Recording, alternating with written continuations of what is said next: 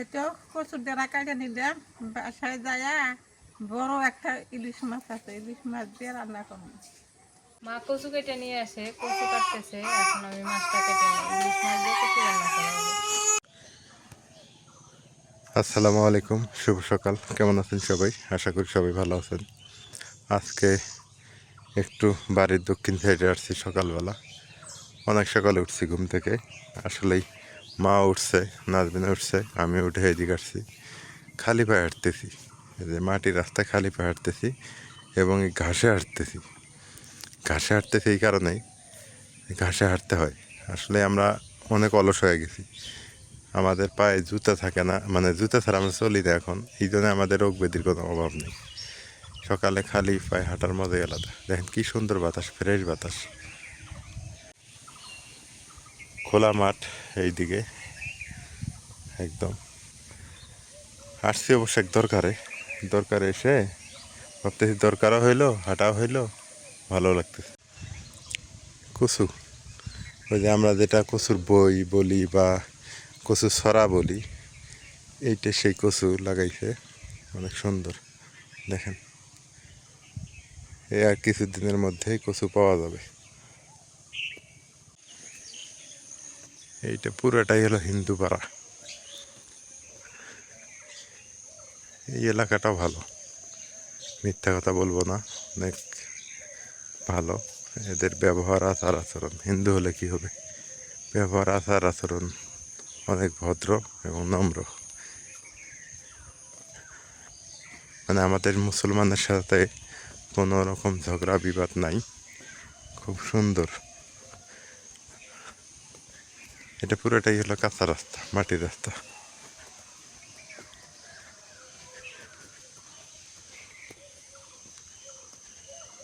এ বাম পাশে আমাদের মেম্বারের বাড়ি। এখানে মেম্বার ছিলেন উনি হিন্দু, 25 বছর। তাহলে ব্যবহার ভালো না হলে তো আমরা ভোট দিতাম না। কত সুন্দর বাড়ি ঘর দেওয়া, তাই না?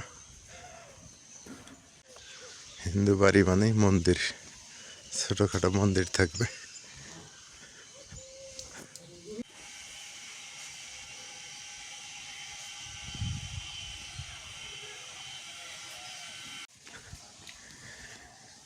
গ্রাম তো গ্রাম, মানে খড়ের গাদা না থাকলে কোনো গ্রাম হয় না। খড়ের গাদা আছে বিধায় হচ্ছে গ্রামের আসল সৌন্দর্য ফুটে ওঠে।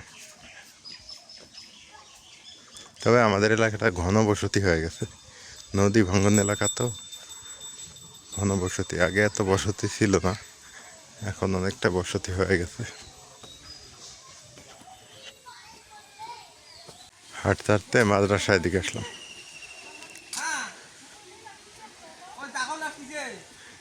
কিসে এখন?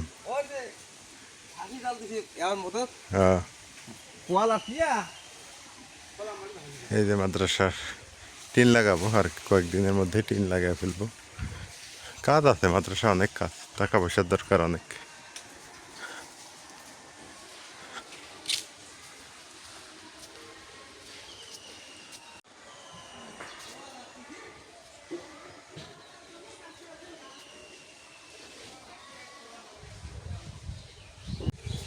অনেক সুন্দর কাঁঠাল, দেখেন কি কাঁঠাল ধরছে। এই গাছটা দেখতে ভালোই লাগে।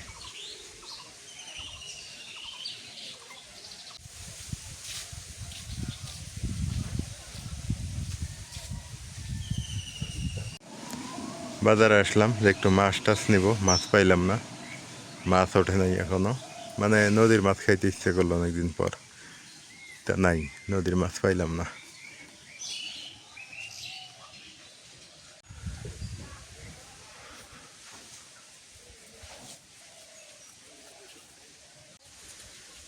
ঘুরতে ঘুরতে বাড়ির দিকে চলে আসলাম। সকালবেলা একটু ব্যায়াম ট্যাম করলাম, বাড়িতে এসে ব্যায়াম করলাম আবার। আমি এখন একটু হাঁটাহাঁটি করি, ব্যায়াম ট্যাম করি। আসলে ব্যায়াম না করলে শরীরের বিষ ব্যথা কমবে না, আর শরীর ভালো থাকবে না। হাঁটাহাঁটি করতে হবে, ব্যায়ামও করতে হবে, এবং খাওয়া দাওয়ারও আমাদের পরিবর্তন আনতে হবে, তাহলে আমরা সুস্থ থাকতে পারবো।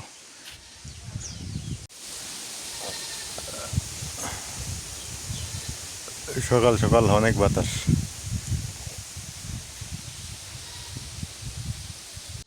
মা, হ্যাঁ আহ, মরিচগুলো খাওয়া যায় না পুরা টক।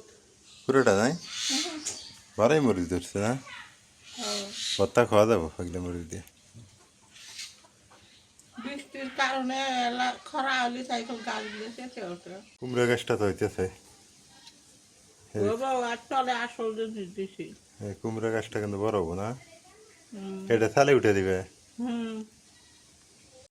রুটি বানা চলতেছে সকালবেলা নাস্তা সকালে নাস্তা হবে রুটি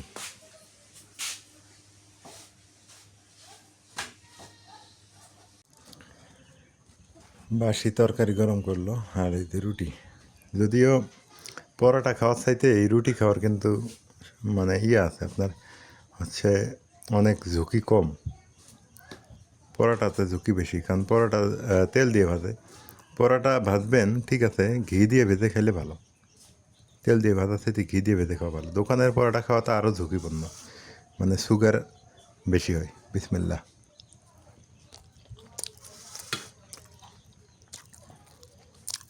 যদিও এই রুটির মধ্যেও কিন্তু সুগার আছে রুটি খাওয়া ভালো গমের অরিজিনাল লাল আটার রুটি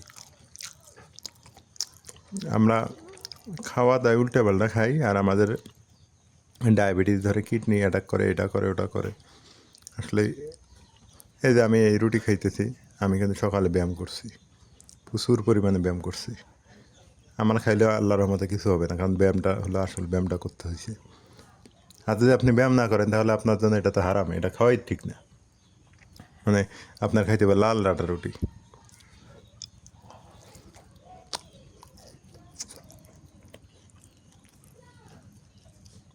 সকাল সকাল তরমুজ নিয়ে আসলাম মা আহ, তরমুজটা খাওয়া দাওয়া কেমন মিষ্টি আছে কিনা দেহা তো যায় ডব ডবা। লাল আছে না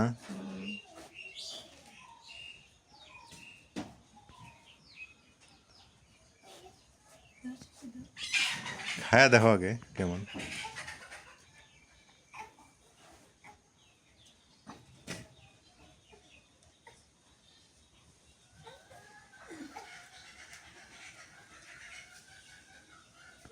কেমন বৃষ্টি হচ্ছে না হলে তরমুজ ভর্তা। দিয়ে আমাকে একটু দাও তো দেখি হ্যাঁ দেখি লাল দেখা দিতেছে আমাকে একটা দাও তো তোমরা তো পান টান খাইলে কুলি হরি নেই বিসমিল্লাহ ভর্তা। হুম এর সাথে আর কত মিষ্টি হবো একটু মিষ্টি কম বৃষ্টি হয়েছে যে একটু কম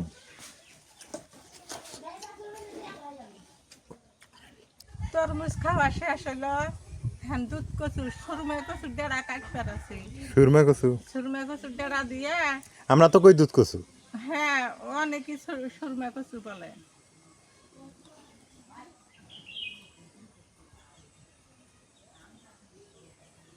ও দেখলে হ্যাঁ কিরকম কাটিয়ে নিছে।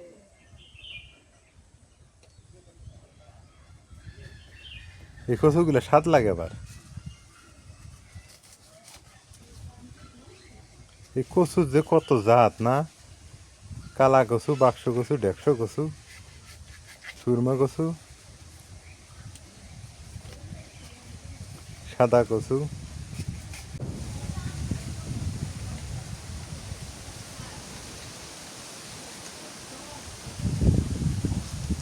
এটাও কচুর ডেরা কাটিয়ে নিলাম বাসায় যায়া বড় একটা ইলিশ মাছ আছে ইলিশ মাছ দিয়ে রান্না করবো বাসায় চলে যাই।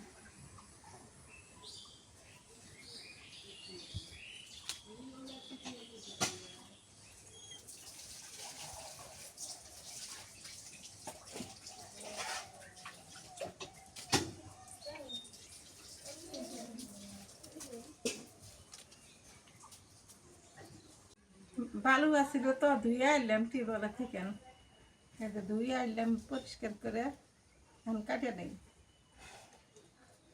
বটি নেই।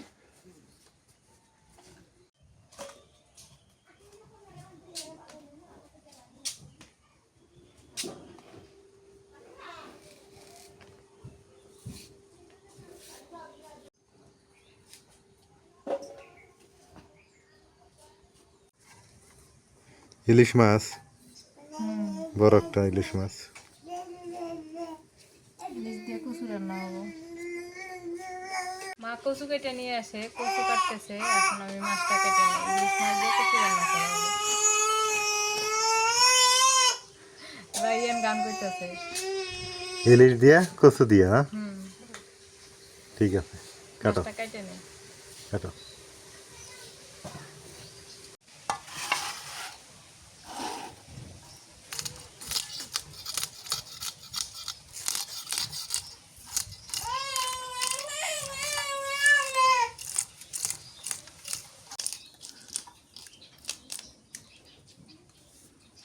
আব্বু, মাছ খাইলেই বড়টাই খাওয়া লাগে, বড় মাছের স্বাদ বেশি।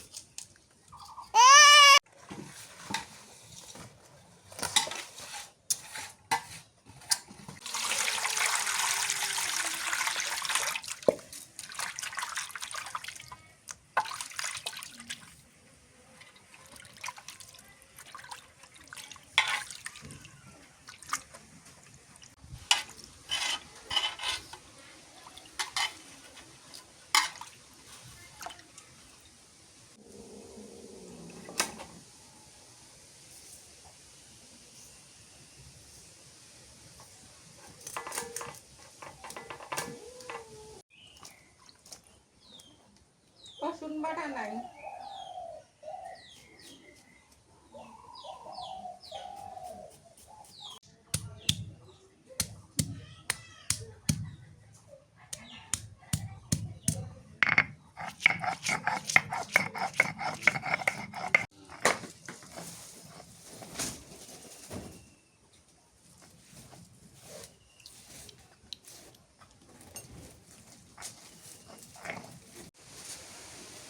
ইলিশ মাছগুলো ভুনে করি আর পরে খুঁজি মাথালে দিয়ে সরময় কচু দিয়ে আনবে।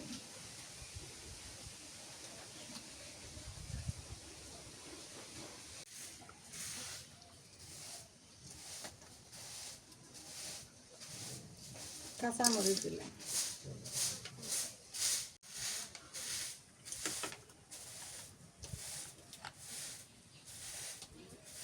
সর্ষে বাটা,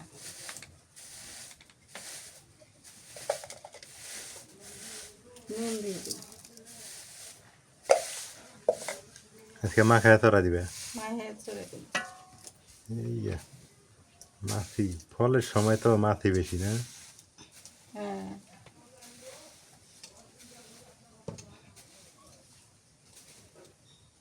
পেঁয়াজ কুচি,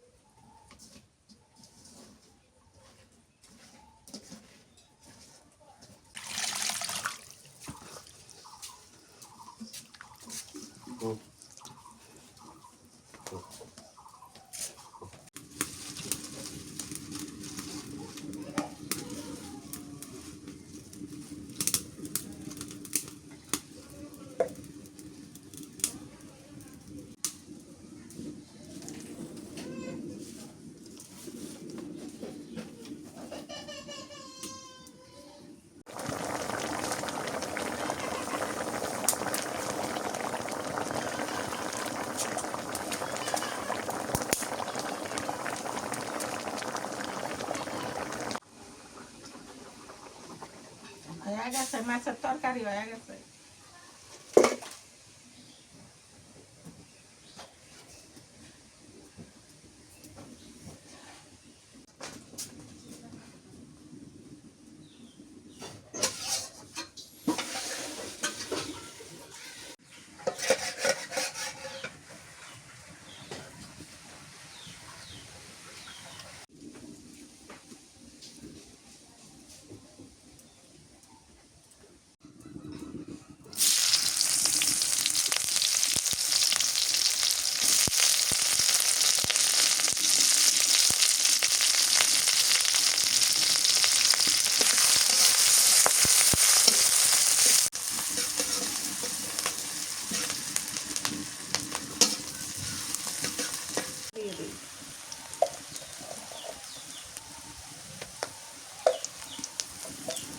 সর্ষে বাটা,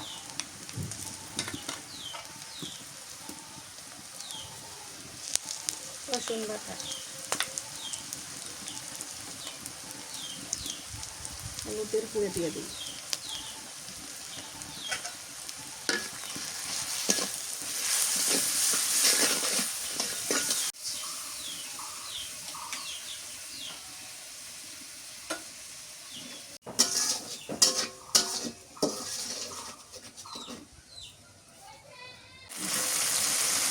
কষার করে নিই।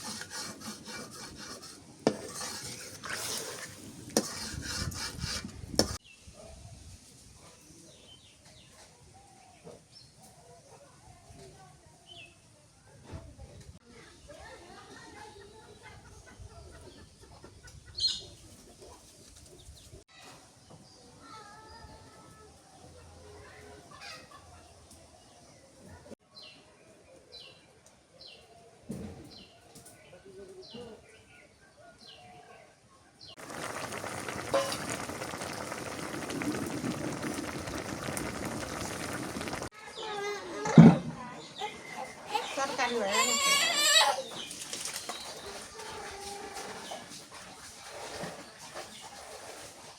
ঝোল বানালে বেশি হলো।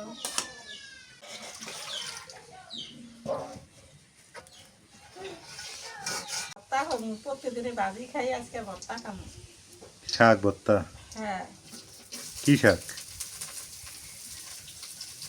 শাক মিশালি। সাত মিশালি? হ্যাঁ।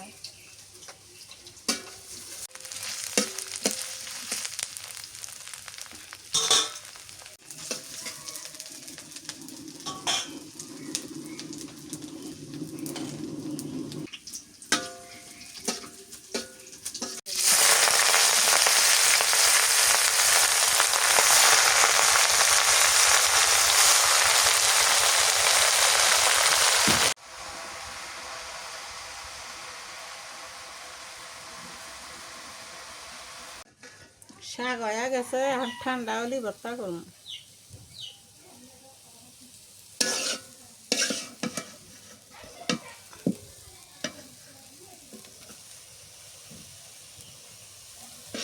দুপুর হয়ে গেছে, এখন খাওয়া দাওয়া করতে হবে।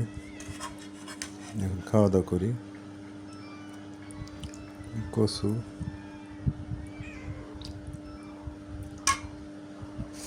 শাক ভর্তা, কচু, আর এই যে ইলিশ মাছ। ইলিশ মাছ, মাছ তো মাছই এটা।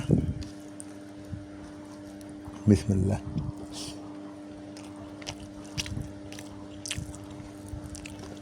কচু দিয়ে রান্না করলেও মজা, এমনি রান্না করলেও মজা, খুব টেস্ট হয়েছে। মাছটা স্বাদ আছে ভালো।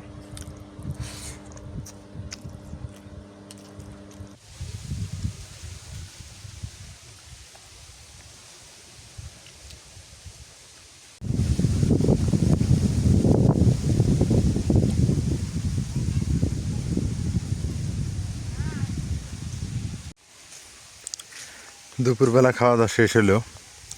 মাছটা ভালোই লাগলো, কিন্তু মাছটা মনে হয় একটু সরে গেছে পেটের থালি দিয়ে, একটু খারাপ লাগছে খাইতে আজকের মাছটা।